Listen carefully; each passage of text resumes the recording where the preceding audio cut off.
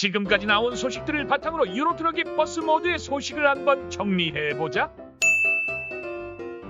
먼저 6월 15일에 버스 소식에 떡밥이 떴고, 이 떡밥에는 유로트럭 게임 내에서 버스가 움직이는 영상을 볼 수가 있는데, 이 떡밥이 뜬 이후에 유로트럭에 공식적으로 버스가 나온다는 추측들이 맴돌았는데, 며칠 후에 유로트럭 스팀 DLC 목록을 보면 이런 식으로 코치스라고 적혀있는 DLC를 볼 수가 있는데, DLC에는 버스로 운전을 하는 사진이랑 버스 모델 사진들을 볼 수가 있다.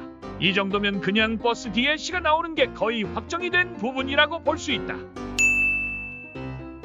그리고 이제 버스 DLC가 나온다면 같이 출시가 되는 버스 모델들도 볼 수 있는데, 일단은 세 가지의 버스들이 출시를 하는데, 첫 번째로 스카니아 투어링 모델이고, DLC나 공식 사이트 위주로 봤을 때 이 차량 위주로 많이 등장을 하는 걸 볼 수가 있다. 두 번째로 만 라이온스 코치 모델이고, 좌석들을 이런 식으로 구현이 된 듯하다. 세 번째로 볼보 9700TD 모델이고, 이 버스 모델에서는 유일하게 2층 버스 모델도 존재하는 것처럼 보인다.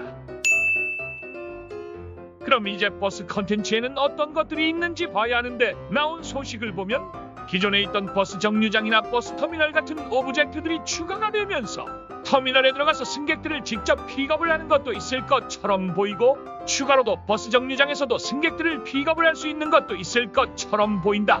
만약 이런 식으로 나온다면 승객들을 태울 때 승객 탑승 모션이나 승객 관리 같은 요소들도 기대해 볼 수 있을 것 같다. 그러면 버스 DLC를 재밌게 즐길 수 있는 방법은 어떤 방법이 있을까?